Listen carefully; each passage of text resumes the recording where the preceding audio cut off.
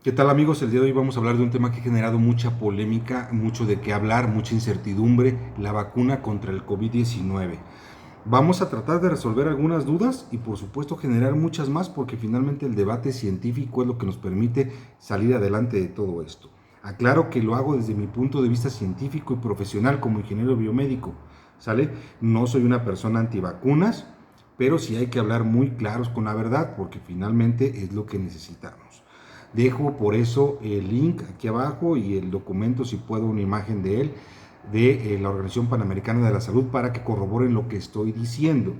Pero ustedes por su cuenta, por supuesto, investiguen. Vamos a aclarar que finalmente hacer una vacuna no es arte de magia, no implica que sea un proceso de un día para otro como se está manejando. Esto es un largo camino, ¿sí? Hay que recorrer muchas etapas, muchas fases, muchas pruebas para tener algo ya muy concreto.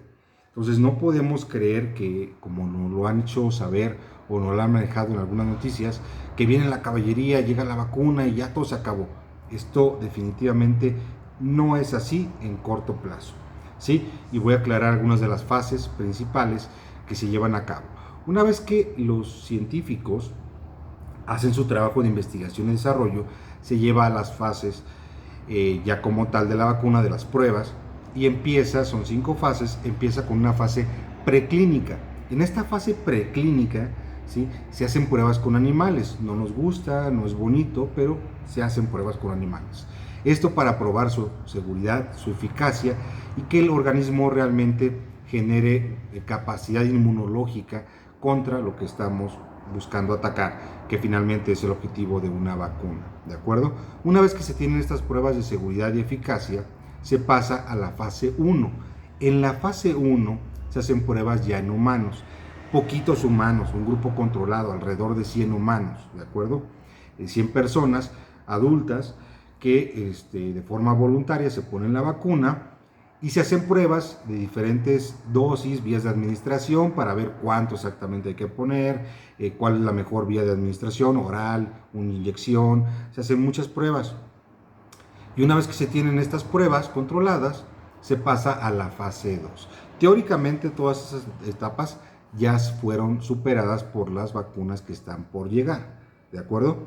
Entonces, en esta fase 2 ya se hacen pruebas en un grupo. Normalmente, si en la fase anterior se tuvieron 100 personas, en esta se van a hacer 200. Si se tuvieron 200, en esta se van a hacer en 400. Es decir, del doble como mínimo, ¿de acuerdo? Pero ya en este grupo se pretenden probar la dosis que mejor se encontró y la vía de administración en la etapa anterior para probar nuevamente su seguridad, su eficacia en capacidad inmunológica y pues algunos efectos mínimos adversos en corto plazo, muy en corto plazo, ¿de acuerdo? Y una vez que se tiene toda esta información, se pasa a una fase 3. En una fase 3 se hacen las pruebas en miles o cientos o miles de personas y usualmente de preferencia en 1, 2 o 3 países de diferentes regiones para poderla probar, ¿de acuerdo? En esta fase nos encontramos actualmente, ¿sí? Entonces no la voy a explicar mucho hasta el final porque me quiero quedar más aquí porque estamos en esa fase. Después de esta fase viene la fase 4, donde ya sería una prueba, ya se pone en todo el mundo de forma real y se da el seguimiento a los eventos adversos, a los efectos secundarios en corto, mediano y largo plazo, ¿de acuerdo? Entonces nos vamos a la fase 3, que es en la que estamos actualmente.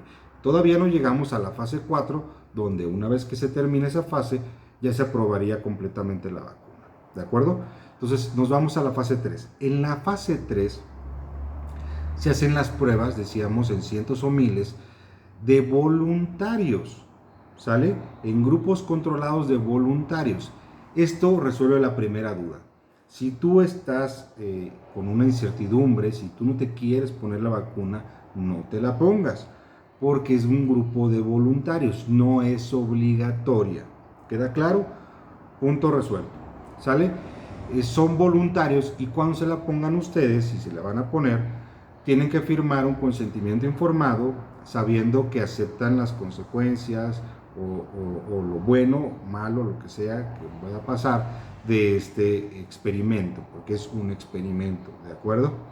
No hay que verlo como algo feo, pero sí es como tal un experimento, son pruebas científicas, y bueno, tú asumes la responsabilidad y listo, ¿de acuerdo?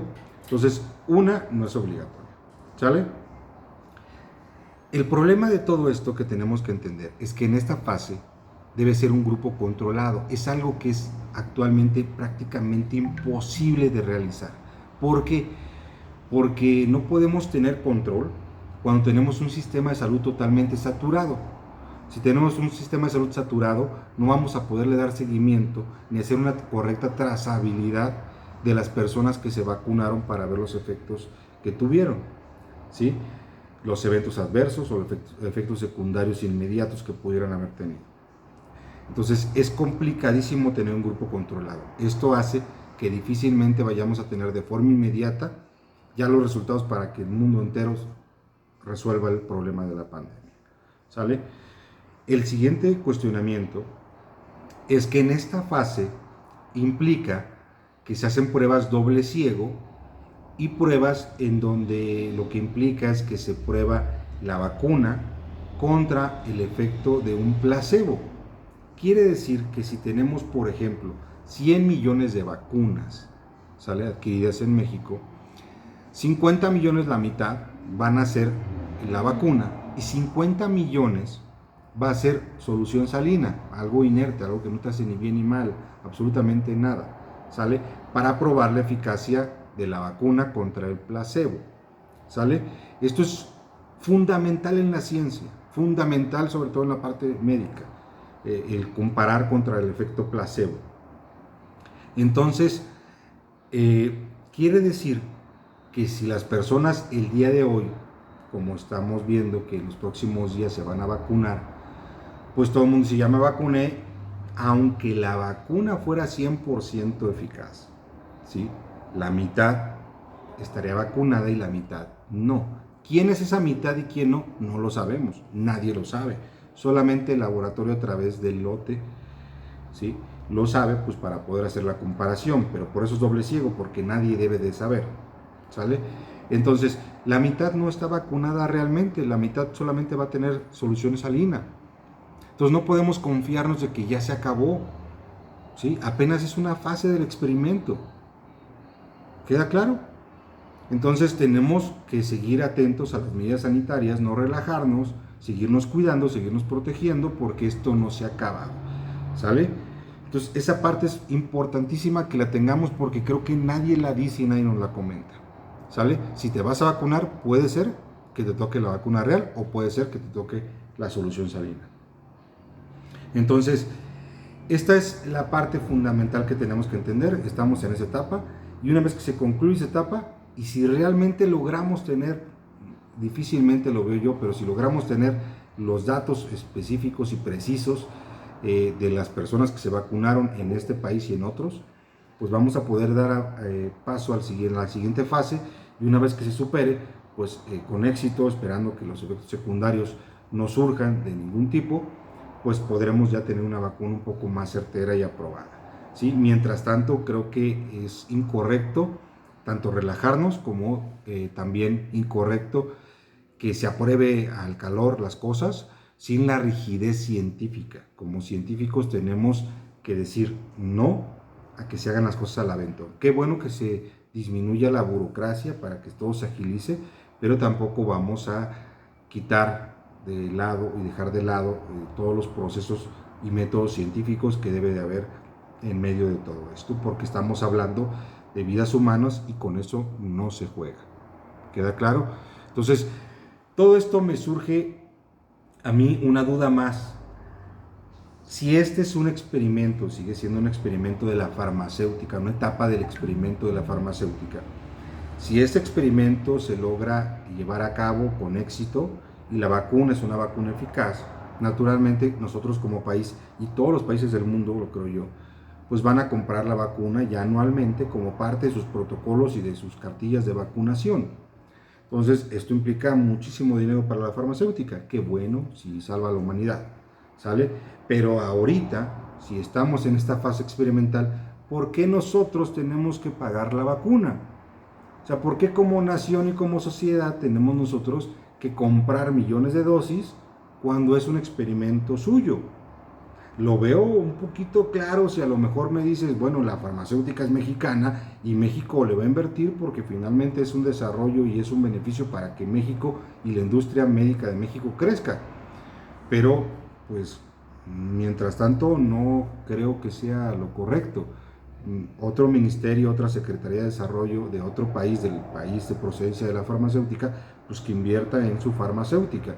Nosotros, ¿por qué tenemos que pagar esa vacuna, que es parte de un experimento, y decimos la mitad es solución salina, ¿sale? Todavía que estamos siendo voluntarios de su experimento. Esto no se me hace correcto. Todavía que hacemos eso, todavía le ponemos en bandeja de plata, nosotros te ponemos a disposición nuestro ejército para que traslades la vacuna, te ponemos a disposición nuestro ejército para que haga el protocolo de toda la red fría que se necesite y demás. Pues si es su experimento, ellos son los que tienen que invertir. ¿O acaso vamos a cambiar las reglas y cada vez que nosotros tengamos que hacer como biomédicos o como algún profesional de la salud,